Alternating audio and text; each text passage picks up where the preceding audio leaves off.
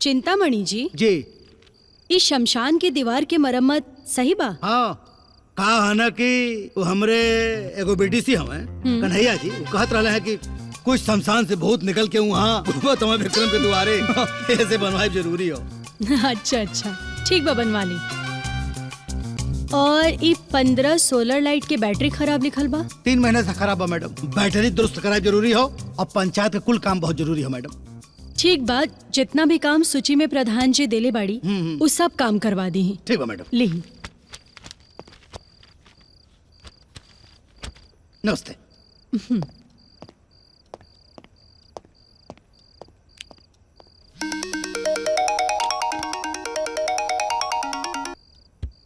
हाँ, प्रणाम दीदी। खुशा खुशा। ए छुटकी, सुननी है जा कि आज गांव के लोग तोहर स्वागत कइल हटे? हाँ दीदी। अरे छुटकी, लाखों देवी तो जल के राख हो गई बाड़ी। अब हमें में का करी दीदी? ना ना ना ना ना, तू कुछ मत कर। तू जौन काम करत तारू ओके अच्छा से कर। अच्छा दीदी, आज स्वागत के वक्त ना हमरा के ढेर सारा लौकी, कोहड़ा और दही मीठा मिलल बा। रवा अगर कहीं तो चिंतामणि जी के हाथे भेजवा दी घरे। अरे ना ना छुटकू, बुढ़ियो देखिए ना तो जल के राख हो जाइए। हाँ दीदी, आज सहायक जी भी एजा उनकरा के देले रहे लौकी तो उठा के फेंक देली। ए छुटको, घरे ना आई बुका। पता ना तू वजह कैसे रह तड़ू, का खात पियत होगबू। तू एक काम कर, तू घरे आ जा। पक्का दीदी, हम पक्का आए, पक्का। अच्छा, हमने के ना तोहरा खातिर खूब अच्छा अच्छा पकवान बना के रखब। हाँ हाँ हाँ। ठीक दीदी, प्रणाम दीदी, रखा तानी। खुशा। बाबूजी, हाँ? काल ना छोटकी घरे आवतिया। बेचारी अकेले रहतिया, पता ना कैसे रहत होई, का बनावत खात होई, का नहीं।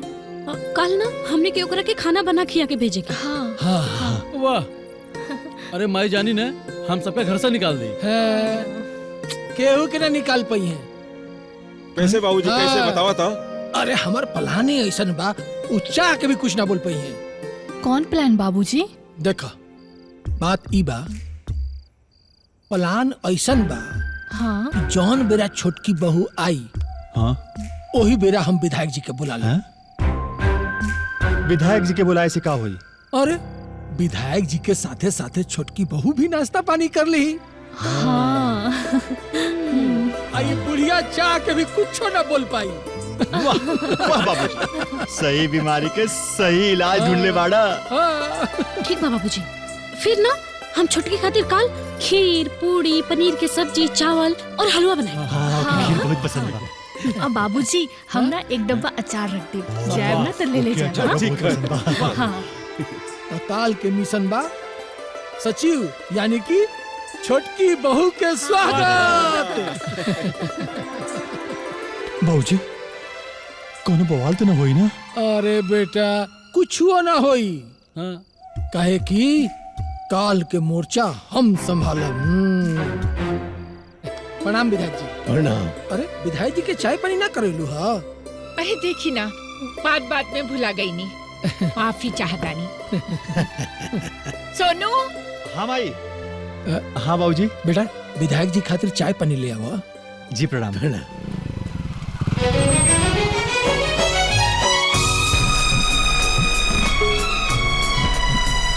प्रधान जी नमस्ते। नमस्ते विधायक जी, नमस्ते, नमस्ते। बैठी बैठी बैठी बैठी।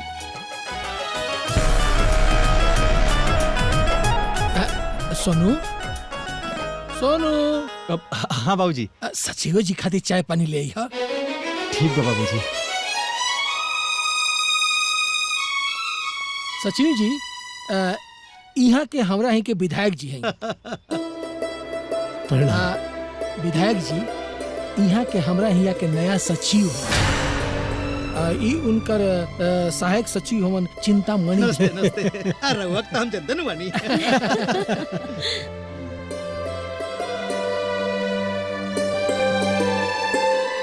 माई चाय। ना चाहिए।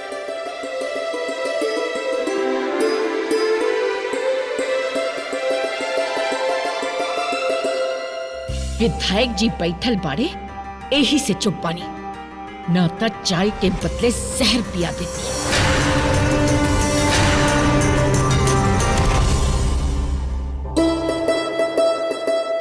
तो प्रधान जी हाँ, हमने लोग कुल पेपर रेडी करवा के लेके आइल बानी। जी बस राउर सिग्नेचर चाहिए। हाँ। जाए साहब जी। जी जी एक ले। Thank you. अच्छा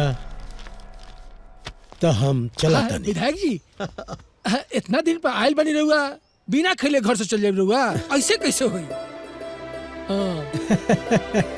अरे खाना पानी के का अरे जरूरत ना बा? अरे विधायक जी, हमरा घरे रहुआ खाना ना खाए त कैसन लागी? सोनू, ए सोनू, हाँ बाबूजी। अरे विधायक जी लगी या सचिव जी लगी खाना उना लेके आओ जा। जी अरे भाई, पहली बार तो सचिव जी आयल बानी हवा, खाना तो बनबे करेला। हम लोग कैसे बिना खाए आयल बानी तो खाना तो खाए के जा। हाँ, जा जा ले आओ, जा। हाँ ठीक बा। अब भाभी हो गई का? बड़ा जल्दी बा। अरे का भाभी मजाक करता दो दो जल्दी लेके जाए के बा। अरे वाह, खीर तो बड़ा नीमन देखा था। प्यार से खिला दिया, ठीक बा?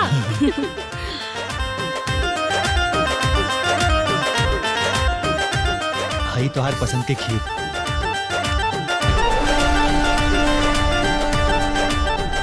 अरे सचिव जी, खाई खाई, अपना ही घर समझ के खाई खाई। अरे खाए गो पूरी और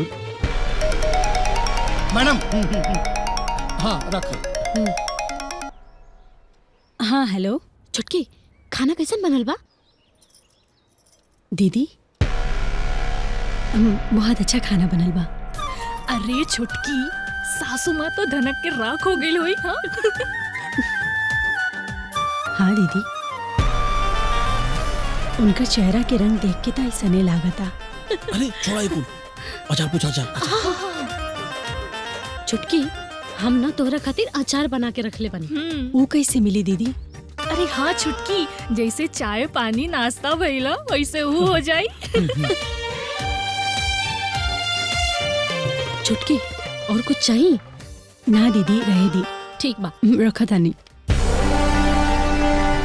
खा ले कल मुही खा ले, आज विधायक जी के चलते तोरो भी इज्जत मिल गई। अच्छा अब आज्ञा दी, फिर भेंट हुई। नमस्ते जी नमस्कार। नमस्ते। विधायक जी,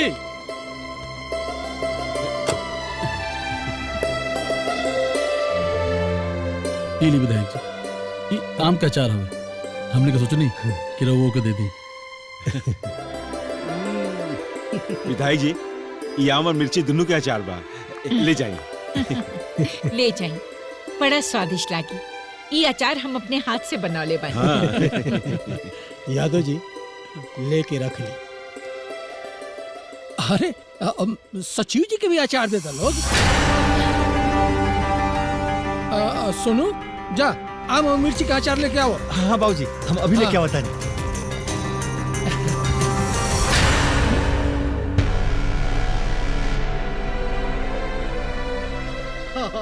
सचिव जी, ई अचार हमार धर्म पत्नी के बनावल बा। जब खाए के मन करी हमरा के जरूर याद करो। अच्छा प्रणाम, चला तनी। प्रणाम। चलिए। हाँ आई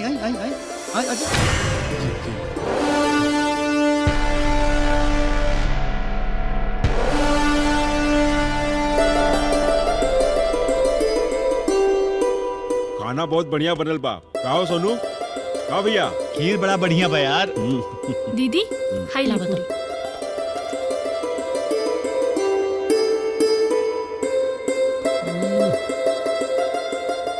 हमरा एगो बात समझ में नहीं आवत, ये आजे घर में पूरी सब्जी बनल है और आजे हमरा बिना चलने विधायक जी घर आ गई। हमरा बिना बुलौले मन बड़ सचेव आ गई। पानी ला। ई बात हमरा संजोग नहीं खिलागत, पर मोद लागता।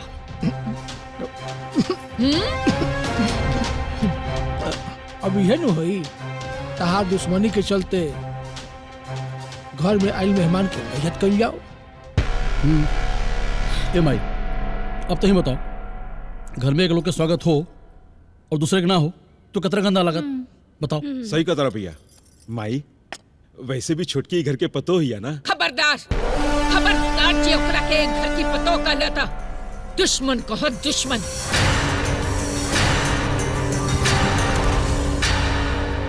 ए सुनो। हाँ माई।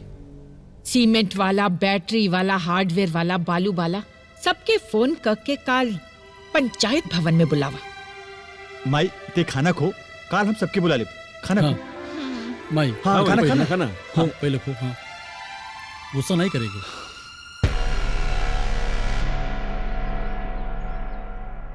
प्रणाम सची जी। प्रणाम। अब आप ही समझी, ई धंधा में हम सब बहुत पुरान बानी। हाँ वो तो हो, पुरान तो बड़ा, लेकिन सची जो तो नहीं बाड़ी ना, तो तनी बतावा अपने बारे में। अब बतावे के का बाप, हमनी के खुलल किताब बानी। पिछले 8 साल से हम लोग ई धंधा में बानी। बाकी गौरी सीमेंट के नाम से हमारे दादा के जमाने से ये दुकान बहुत मशहूर बा। पिछला प्रधान के तो हम सेवा करते रहनी, यहो प्रधान के भी हम सेवा करत आनी। अच्छा, और सेवा के अलावा कुछ और मिली का? अरे राम राम, ऐसा ना है। सेवा के का बा, अगला जन्म भी देखे के बा। बाकी प्रधान जी से हमार बड़ी घनिष्ठ रिश्ता बा उनसे। अच्छा अच्छा। ये तो बड़े। हाँ भैया। और रउआ बताई? इनकरा यहाँ 2 किलोमीटर दूरी पर हमारी ईंट का भट्टा बा। आँख बंद करके ईंटा भेजीला।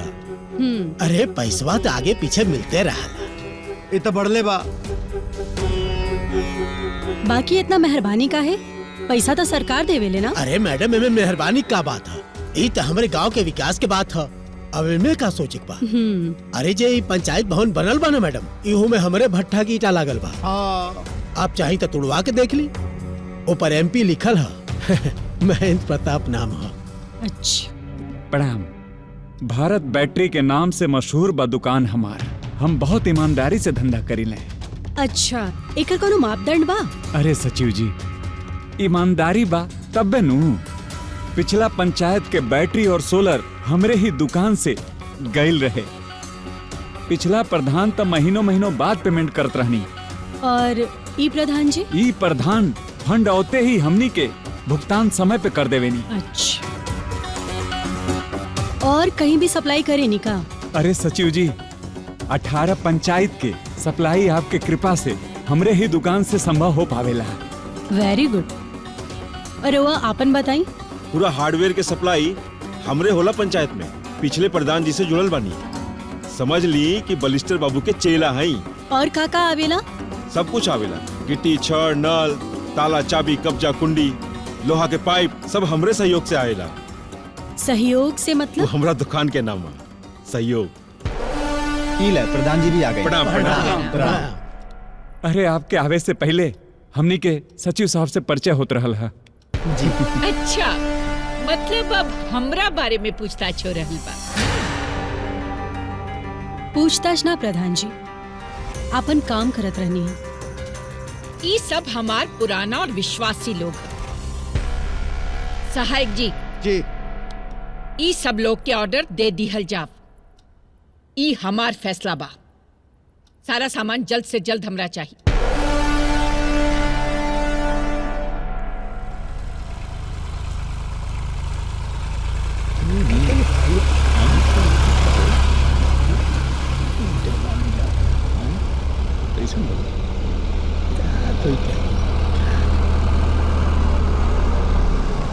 का हो ए मंगरू भैया, ई तो नौका सचिव के आईते पंचायत के काम शुरू हो गइल। बाकी एगो बात देखा तड़ा, का हो? सामान रखवावे के चाही पंचायत भवन में, बाकी जाता घर में। अब तो घर में रखाई तब्बे जौन बाकी बुद्धि खुली। सही कहा तड़ा।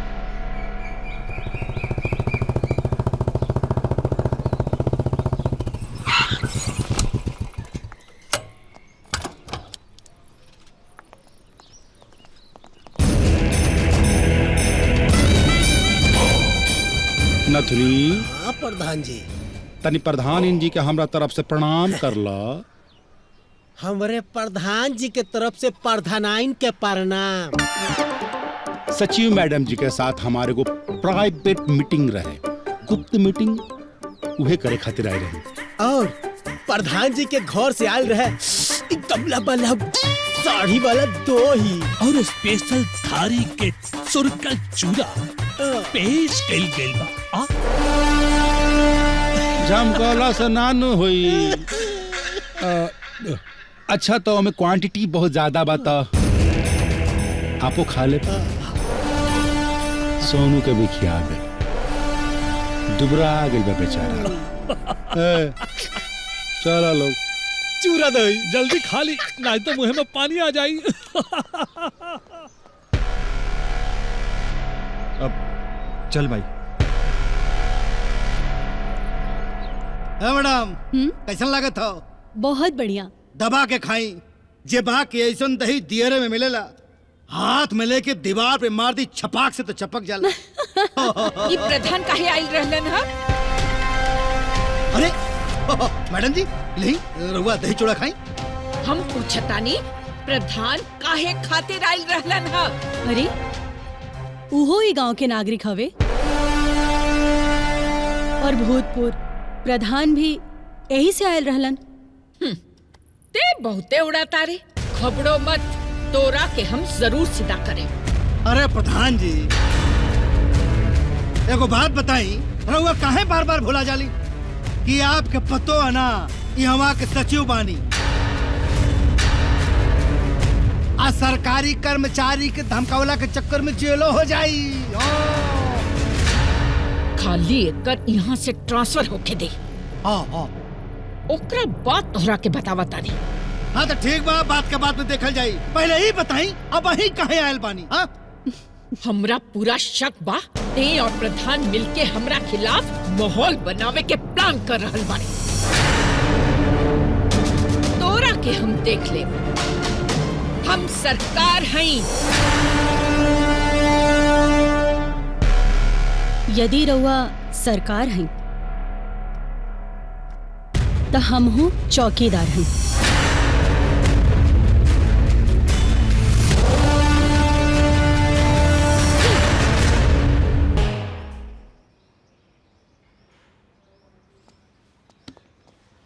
अरे बाबूजी प्रणाम। खुश रह बेटा। कैसन मानी रउआ? ठीक बा बेटा। आज बाबूजी कैसे इजा? अब मुन्नी बाबूजी कहत रहला ना कि एजा पंचायत में रह के तू कब तक माई की इच्छा पूरा करत रहबू, बहुत हो गई, अब चला घरे चल चला। ए जी बाबूजी रउए बताई कि हमके के बोलेलस हो जा और हम ना आईनी। रउआ लोग तो देख रहल बानी ना कि माँ जी हमरा साथे दुश्मन नियन बर्ताव करत आरी। तू घबरा मत बेटा, अब चाहे कुछ हो जाए, बाकी हम तारा के पंचायत में ना रहे देम। एजा रहल के चाहता, बाकी हाँ एक बात बा कि हमो घर छोड़ करके माँ जी के कहला पर आइल बानी। माँ जी कहब तो हम जरूर आई।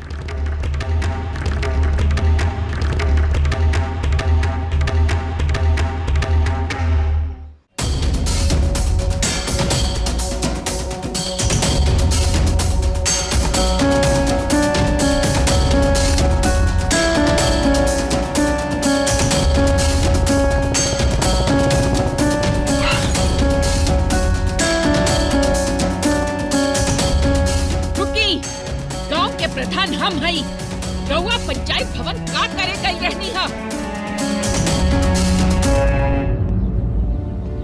तहार सचिव अपन पतो से मिले। अब वो हमार पतो नहीं खे। का है कि हम ओकरा से अपना बेटा के तलाक दिवावे के फैसला कइले बानी। तहार दिमाग खराब हो गइल बा। ये हमार घर हो, तहार पंचायत ना, समझ लू? तहारी फालतू बकवास हमरा तनिको से पसंद नहीं के। तक का करब रहुआ? हम अपन पतोह के घरे लेके आई। ऐसन कबो ना होई। जवान औरत हमार दुश्मन से अपन दोस्ती बढ़ावतिया, ओकर भेजल दही चूड़ा खातिया, सरेआम हमार बेइज्जती करावतिया। ऊ औरत एक घर में आई त दूर, एक घर के चौखट भी न लांघी। काहे माई काहे ते अपन गुरूर के चक्कर में केहू के फीलिंग के साथ ऐसे मजाक नहीं कर सकत। वो तो से कहलिस ना वो अपन ड्यूटी करतिया और ड्यूटी के अंदर वो केहू से मिले केहू से बातचीत करे। हमें तो के कहा इतराज बा। आज बुझाता कि छोटकू छोटकी के मरद हूँ। ठीक बोला ताड़ू दीदिया। अरे अगर कोनो बुढ़िया की इज्जत में ना बोलेला एकर मतलब ही थोड़ी ना होला कि लोग डरा गिल बा। बुढ़िया तो ये बुझतिया ना। सही बात बा।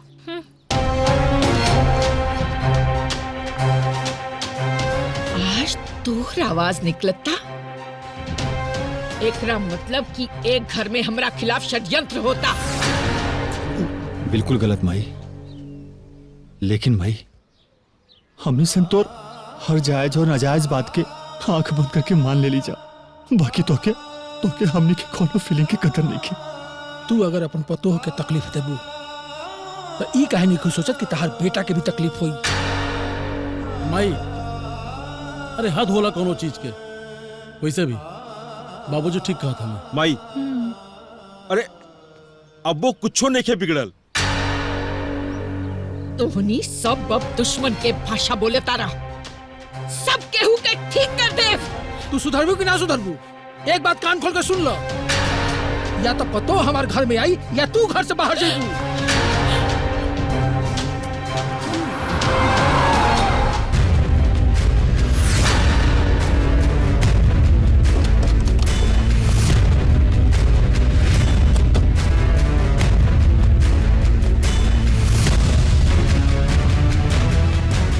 प्रधान जी, आपके खिलाफ धांधली और भ्रष्टाचार का आरोप है।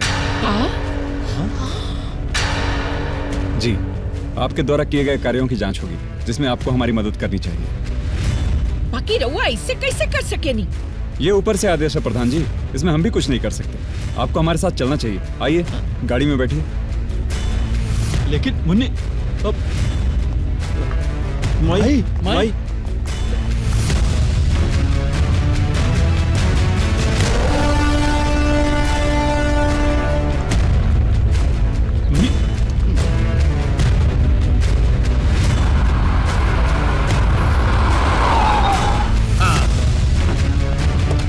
आइए सर।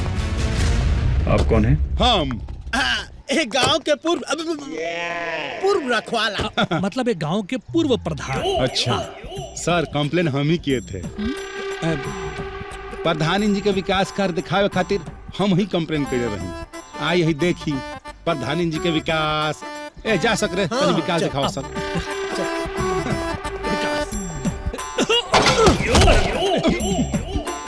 अरे भाई देखा विकास ठीक से चलावा हैं? बेटा ऐसे ना चलेगा। नो वाटर। अरे आराम से। ये तो सूखा पड़ा है। अरे सर पानी नहीं खे। अरे सरकार कहत या सेव वाटर। अरे वाटर तब ना सेव होगा। अगर हमारे बात का विश्वास नहीं खेता हाई जे कर कलवा ओकरे से पूछ ली। अरे का बताई प्रधान जी, जब से ही नला गड़ाइल बा तब से एक दो दिन पानी देले हुई। ओकरे बाद हमारा आँख तरस गई, एक बूंद पानी नहीं लौका, चाहे तो पाइपो फट गई। अरे तो लिखित शिकायत हम कई दाई देहली, लेकिन हमरे शिकायत की कोनो सुनवाइया नहीं भाई। बात यह है ना साहब, हम दोनों जनी प्रधान जी के पिछलग्गू हैं। अब एकर दुश्मनी हमसे निकालल जाला। अब बताओ गाँव के नल में पानी नहीं बा तो कई लोग प्यासल मर सकले कि नहीं हैं? अब बताई का कहीं जाम के प्रधान जी के। अरे ये तो ही विकास देखले बनी और वो विकास दिखाओ तनी। I follow me. चलिए चलो चलो। हाय देखिए, आई देखिए मैडम जी। हाँ। रुकी वो चापा कल ना मैडम जी का विकास कार्य नंबर 1 रहे और हाई विकास कार्य नंबर 2 है। हाय देखिए सीमेंट के मजबूत जोड़ है, टूटेगा नहीं। सुथनी तनी मजबूती दिखाओ बाबू। अरे हाय देखिए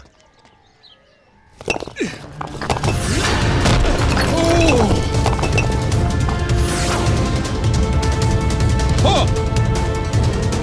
सर, हाय देखिए एकदम भाई सीमेंट के ना माटी से प्लास्टर करल बा, माटी से। ए सर, रउआ तो अभी हाई विकास कार्य देखनी है, एकरा बाद रउआ के एगो और विकास कार्य दिखावा तनी। अनहार में उजाला करे वाला सोलर होखला नु, ओकरो विकास कार्य देख ली। चलिए आइए। फिर से फॉलो मी, आई आइए सर, दिखाते हैं प्रधानी जी का विकास। अब दिखा रहे हैं तो देखना तो पड़ेगा। ये देखिए प्रधानी जी के विकास कार्य नंबर 3 का दृश्य। दिख तो नहीं रहा है यहाँ पे। कुछ लोग तक आए नहीं तो कहाँ से लोग की तो हम तक कुछ ना बोलम सर। हम बोलम तो लोग कहे कि हम बहुत कुछ बोलता नहीं। आप चाहिए तो गांव के केहू भी लोग से पूछ सकता नहीं। अरे मंगरुआ, अरे रुक रुक रुक रुक का भाई? हाय देख, सरकार तोरा से का पूछे तरन। अच्छा बतिया ले सरकार से। ये बताओ, ये जो लाइट लगी है ये कभी जलती भी है या शोपीस में लगी है? एक दिन जलल साहब, ओकरे बाद कभो ना जलल। अरे साहब, दू लोगन से और पूछ लेवल जा, हो सकेला कि आदमी झूठ बोलत हो, सब कुछ साफ हो जाए। ए भाई घबरा मत, जौन देखले वाला निसंकोच साहब के सामने बता। अरे एकदम बेधड़क बतावा। पहला बार तो सरकार आयल बड़न तोहनी के तकलीफ और दुख सुने खातिर। बताओ बताओ। बोलो बोला। अरे साहब, जब लाइट लगा कहियो जलबे ना कहीं। और नहरा में सबके ठेस लग जाता हो, देखा गोड़ चोट लागल बा। अब हमनी गांव वाला चुप रहे साहब, सब बड़का लोगन के हाथ में बा, हमनी का औकात बा। देखो ऐसा है, ना कोई छोटा होता है ना कोई बड़ा होता है। ये सुविधा सरकार ने दी है, ये जनता के लिए है, ये कोई पब्लिक प्रॉपर्टी नहीं है। समझ रहे हैं? एकदम सही कहा तनी सर, पूरा जनता का प्रॉपर्टी है, जनता के काम आवे के चाहिए जनता के। हाय देखी लोग, हाय देखी, हाय देखी सरकार, हाय देखी। पानी नहीं खे, पानी गए तो कैसे जोरी। लगता है कि बैटरी के पानी का घोटाला हो रहा है सर। घपला ही घपला है, घपला ही घपला। ए सर जी, सेटिंग है सब। हाँ, पूरा ग्राम पंचायत को ना प्रधानी जी सत्यानाश कर दी हैं। प्रधान जी, आपको अपने सफाई में कुछ कहना है? ए सर, अब तो दूध के दूध और पानी के पानी हो गए बनू। अब प्रधानी जी के ग्राम पंचायत में ना जेल में ले जाकर डाली। और ऐसे भी सरकार के फोकट के माल खा खा के चरेबिया गई बड़ी नू। कहल रही नू कि झमकावला से ना होई।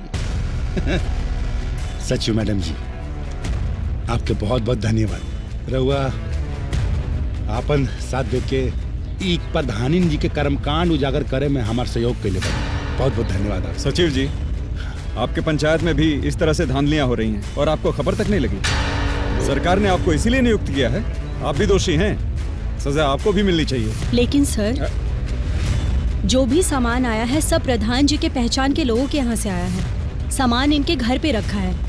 जब मैं मैडम के घर पे चेक करने गई तो मैडम गुस्सा हो गई हम पर। आप ही बताइए मेरी क्या गलती है इसमें? मुन्नी,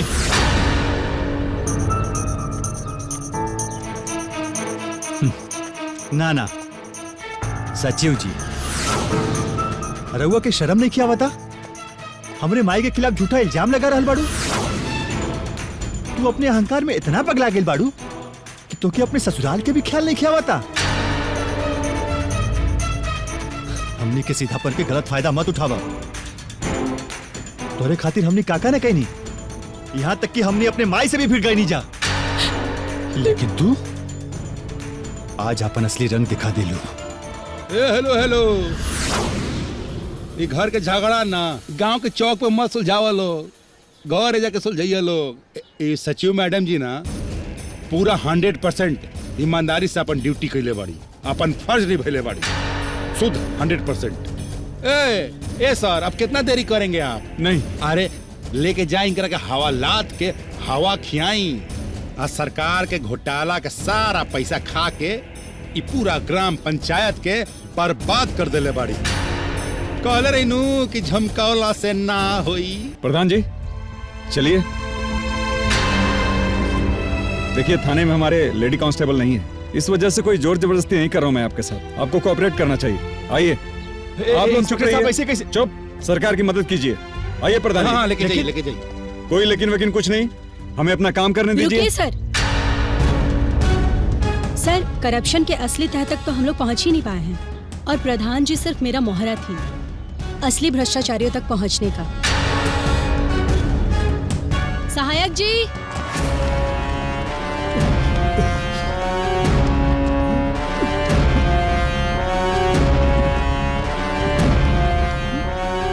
दरोगा साहब, असली मुजरिम प्रधान जी ना, असली मुजरिम तई सातिर लोग बाड़े।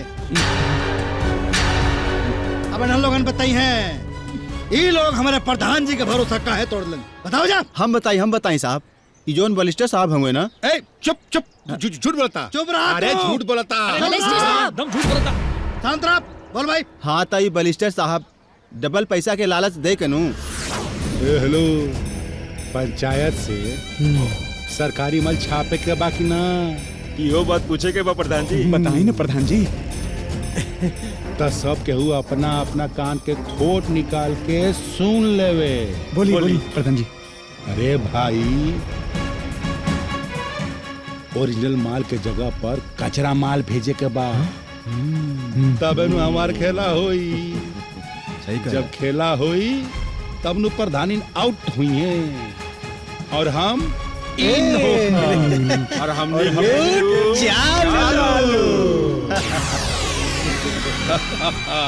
जमकावले से हुई। वाह बलिस्टर साहब, का खोपड़ा है आपके, पूरा पासे पलट जाए।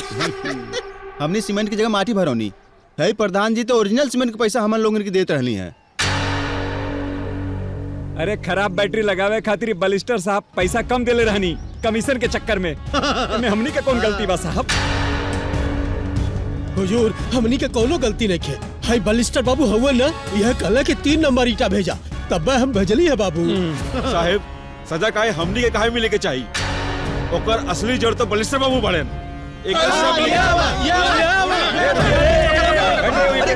पकड़। अरे रुका। अरे छोड़ दीजिए इनको, कानून हाथ में आप लोग मत लीजिए। हाँ, कानून हाथ जो में भी मत ये लीजिए। किया है उसको सजा सरकार देगी। चलो पकड़ो, गिरफ्तार चल, छोड़ रहे हैं,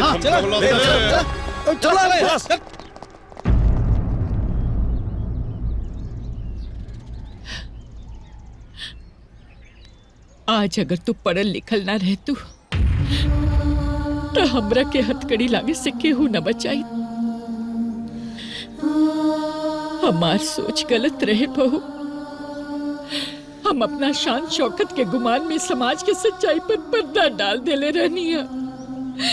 जब नाबू से तोरा पढ़ाई के विरोध करनी है, तोरा नौकरी के विरोध करनी है, मुंह पर हम थप्पड़ मारे माँ जी, क्या करत है हुआ बताइए। माँ जी शांत हो जाइए, हर समस्या के समाधान समय से हो जाला माँ जी। और वैसे भी हम भले सचिव रहनी, पर रहनी तरह और पतो ही ना, अपना भी कभी गैर हो सकेला का ना नो। रउआ हमेशा हमेशा सरकार बन के रहा और हम राव चौकीदार बन के रहा। इस सास पतोह की लड़ाई में सोनू के भी त्याग कम नहीं खे। आपन माई के सम्मान खातिर अपन पत्नी से दूरी बना ले। कोनो बात नहीं बाबूजी, अभी सास पतो दोनों जन एक हो गए निसन, हमारू त्याग सफल हो गई।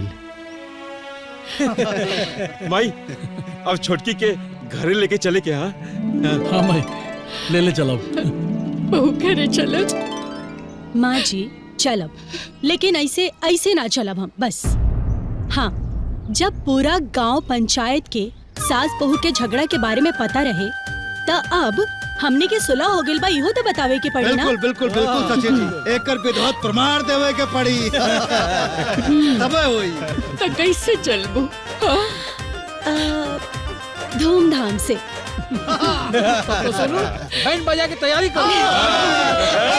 बैंड बजाओ, बजाओ, ले जाएंगे।